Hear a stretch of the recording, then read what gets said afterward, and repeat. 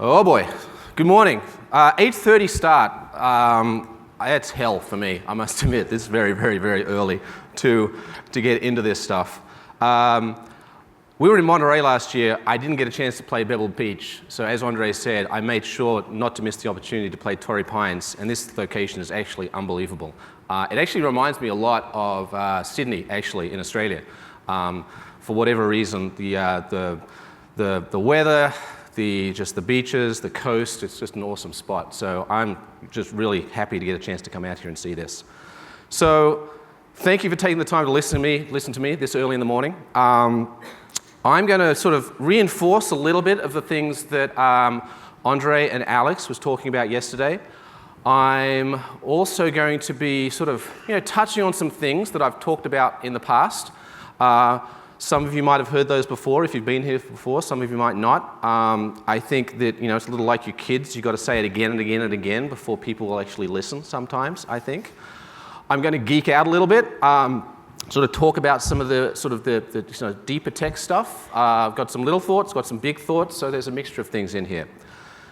The title talks about things, but really I'm actually going to be focusing more on clients because I think that's actually going to be more relevant to our industry over the next few years in what we're talking about. This is the classic numbers slide for things. All right? If I didn't show this, I would just not be doing my duty as a presenter at some sort of conference when you talk about things. It's exploding. Everybody's dealing with it.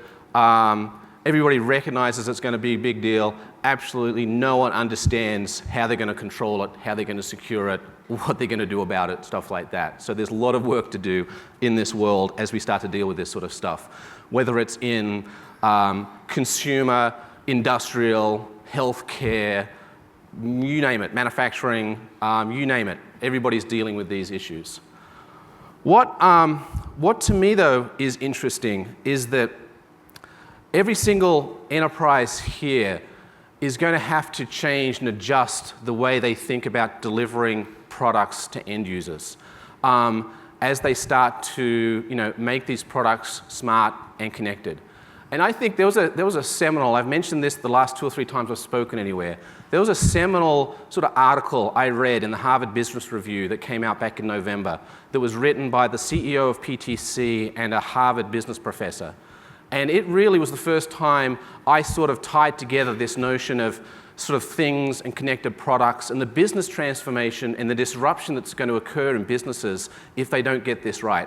So every one of you sitting here working for an organization that makes products is going to have to start to think about and deal with this going forward. When your products get smart and connected, it means that they're going to be basically collecting data. They're going to start acting as clients. You're likely going to have mobile and native applications that you need your end users to have to help control those products, possibly, or to get visibility into the data that's sitting in the back end that's being collected and analyzed from a big data standpoint. So there's just a lot of information starting to be collected there. What we're doing really is we're increasing the attack surface significantly by doing this. We're also making available vastly more amounts of data to breach. That data, I don't think we recognize what the value of it might be in the future. We're going to start to correlate that data. We're going to sort of tie it together. I think there's lots of things in there we don't even recognize today how valuable or how important or how confidential that stuff has to be. So lots to, worry about, be concerned about from that standpoint. So another area of focus, obviously, is breaches. We haven't really been doing that well here over the years. It's kind of frightening that I think back 10 years, maybe 15 years, and we used to talk about script kiddies and basically being able to do some funky stuff to break into things. And then maybe 5 or 6 years ago, we were worried about things like cross-site scripting and stuff like that as ways to get in. Throw that all out the window. As Alex said yesterday, basically people can just buy user ID password combinations today and go in the front door quite happily because you have sort of the bad guys, the attackers just harvesting these things, essentially just scooping them up like a freaking blue whale, in the ocean, just picking everything up. And they're collecting them, they're storing them, people can buy them, all right? These things don't expire, so they're good forever, okay? It's actually just got worse and worse and worse over the years. I found this a few weeks ago. It's actually an RFC 602. It was written by a guy called Bob Metcalfe.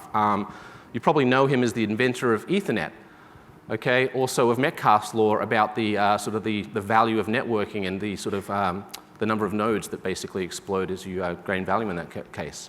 It was written in December 1973. He was sort of, I think back then RFCs were as much about a communication vehicle between sort of individuals who were participating in ARPANET. But this was at the very beginnings of the internet, sort of before the internet emerged, they're still working on ARPANET. And he's talking about exactly the same things that we're talking about today, 42 years later. The fact that we can't rely on physical security or a physical perimeter anymore to prevent sort of people trying to attack you. That maybe the passwords you're using at the time need to be a little stronger, a little better, sort of thing. We really haven't learnt much in 42 years if we're still making the same mistakes this far forward, unfortunately. So I'd like to think that we can do better if we spend some focused sort of time on this over the next few years. So really, the answers here aren't actually that complicated. They're pretty simple answers. We need stronger authentication, all right, something better than a password, and we need to trust but verify.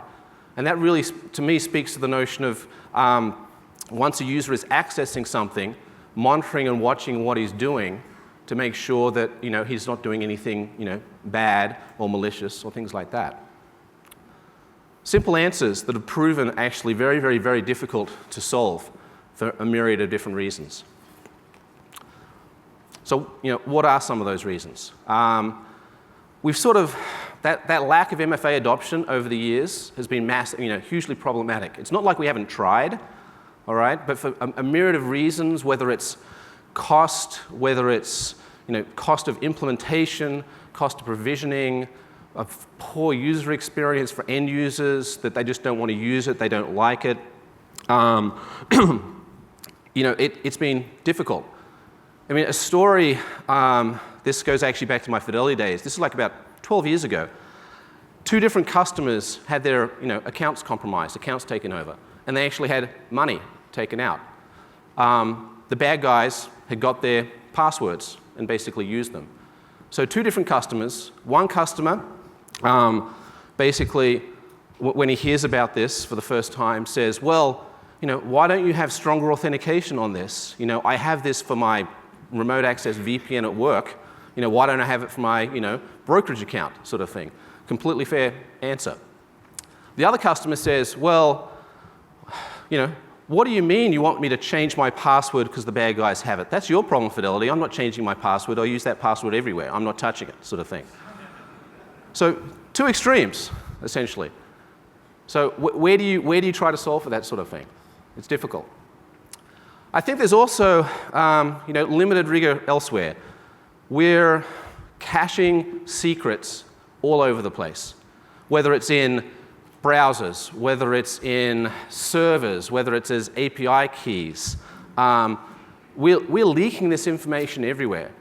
And I'm just wondering, how many of you as organizations really have strong hygiene around how you protect those secrets? When you're talking about, storing those keys in places, what sort of, key rotation do you have in place? What sort of procedures and policies do you have around that sort of thing?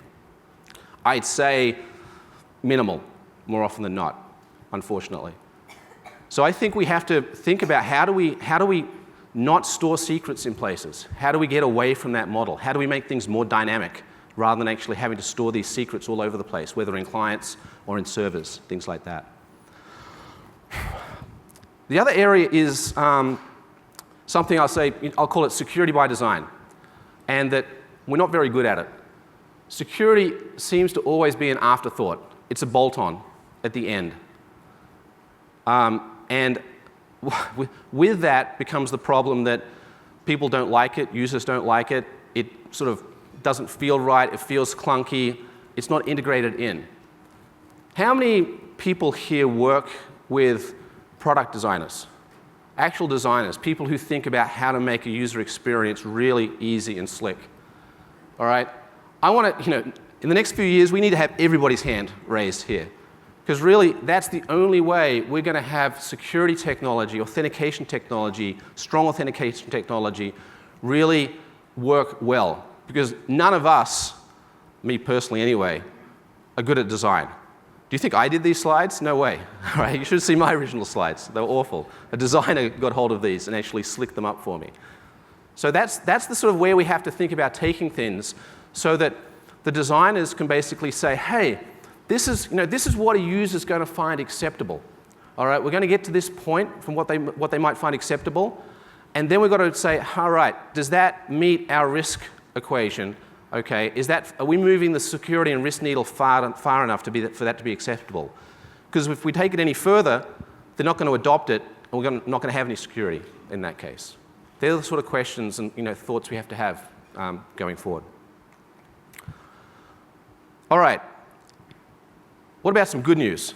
All right. This is sort of a rhetorical question. All right. Have we solved WebSSO? I've been working in sort of federation and SAML now for 10, 11, 12 years. I'd say it's tens of thousands of enterprises, billions of SAML transactions processed every day. All right. Every one of you, all right, has helped make this happen. So I want to give you a round of applause for doing this. All right. That's a success. That's huge. I mean, we've moved the needle in this area in a big, big way. It was only a few years ago that I remember being at a Gartner or a Burton conference where the analyst there was basically saying it takes 9 months to set up a SAML connection. I wanted to throttle the guy, but he was about right. We've actually moved the needle a huge amount in this area where this is now sort of, SAML's become somewhat ubiquitous in this case. But why is that the case? We've got this sort of adoption in place because SAML is completely transparent to the end user. We didn't actually have to solve that design problem because single sign-on, nothing happens, actually. We're improving the user experience, but we actually didn't have to think about how we might have to interact with the user, all right? It just works under the covers. You're using it every day, and you wouldn't know, which is great. And we just need more of it in all the other areas that we have to focus on, basically, today. So unfortunately, while SAML solved for WebSSO, the future is going to be more about clients, active clients. I mean, active clients that sort of emerge and appear in smart products or in native apps running on mobile devices, or even as web apps that want to talk to other services or APIs. I'm sort of delineating client here from device, because I think device identity is going to be important as well. But in some cases, the client identity and the device identity will be the same thing. But in many other cases, whether it's mobile phones, tablets, smart TVs, game consoles, things like that, there will be multiple clients running on that device, and we need to be able to delineate between them all. So the notion of client identity in this case is actually cornerstone. It's new. It's a new way of thinking about this sort of stuff. We're also going to have to think about how we might establish relationships between those clients, those devices, and end users. And I'll sort of call out ForgeRock here a little bit, our friends at ForgeRock, for sort of initiating some of that thinking around how that sort of relationship management is going to be important in the future, actually. I think it's actually quite seminal, some of the things they were talking about, or have been talking about. Because it's those relationships that are actually going to help the risk stuff work that we care about. Because it's when you can start to correlate between device identity, client identity, and user identity that you can start to make sort of risk decisions based on those three combinations. But we need sort of standard architectural patterns for how we're going to leverage client identity going forward.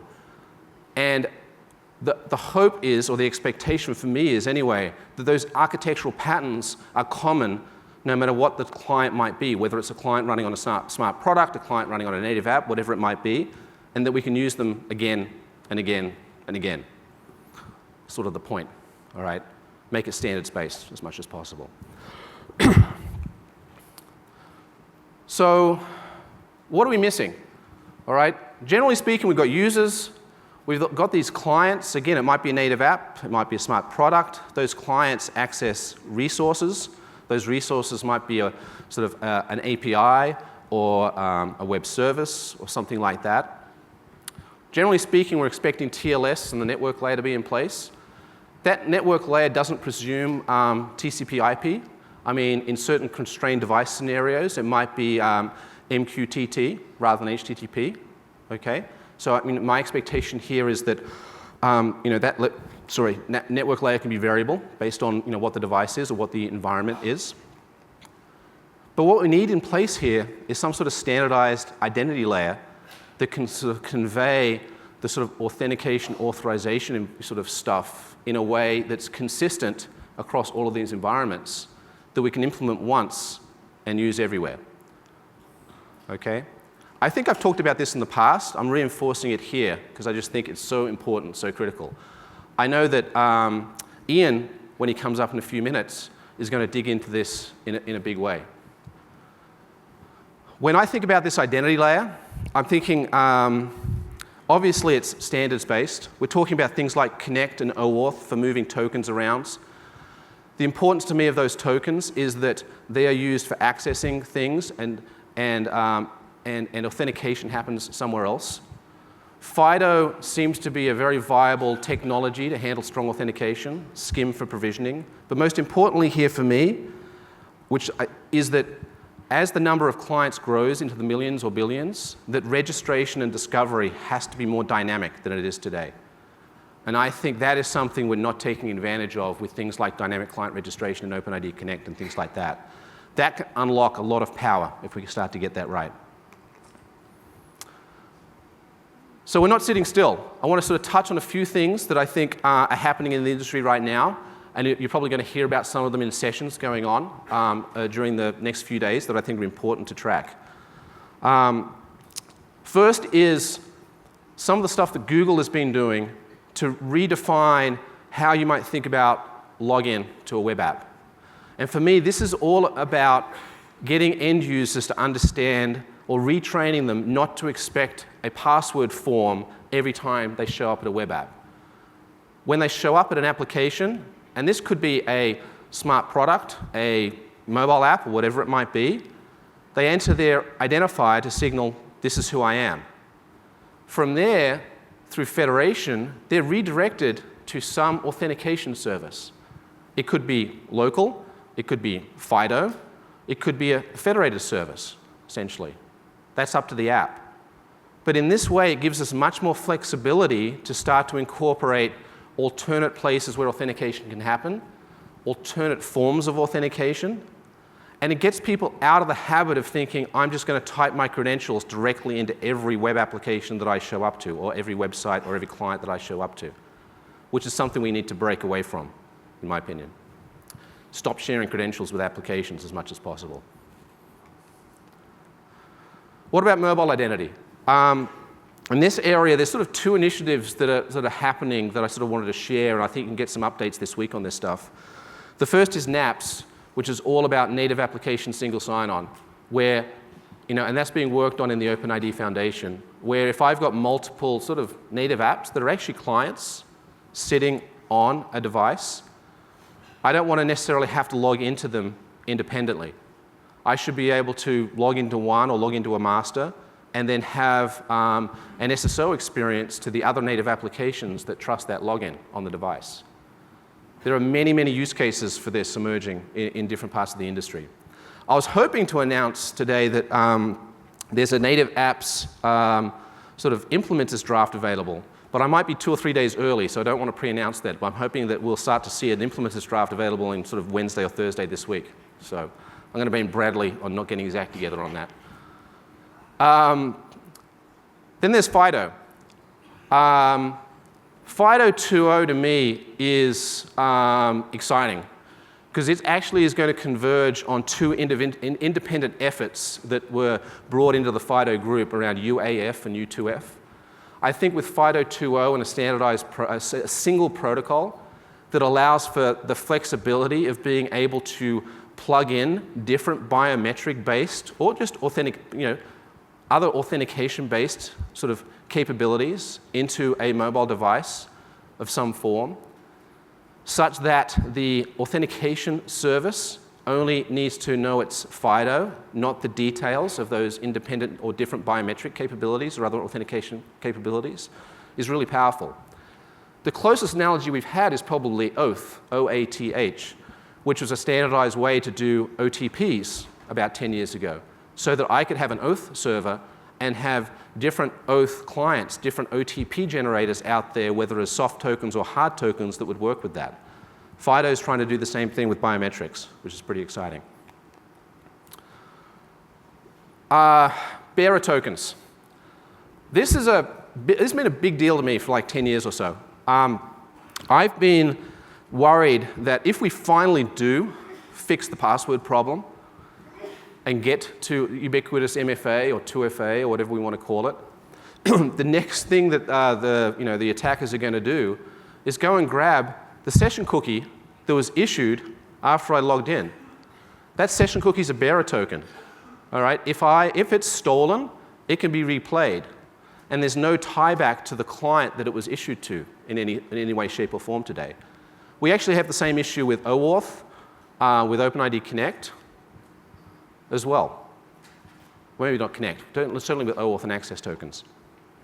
So token binding is a sort of an emerging sort of capability specification that Google and Microsoft have been leading, where we're going to use the sort of the TLS sessions underneath to help create keying material that can be used by the client to sign the tokens, so that the token basically can only be used over a specific TLS session.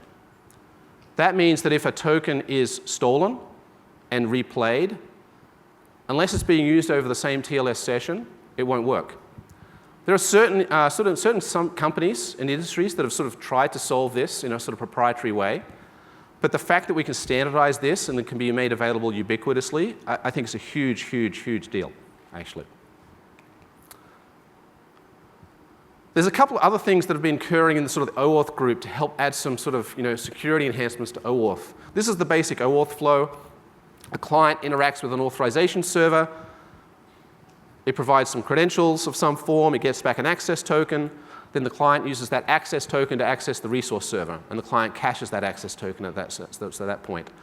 There's different sort of grant types involved here. Sometimes there's code flows, things like that in place.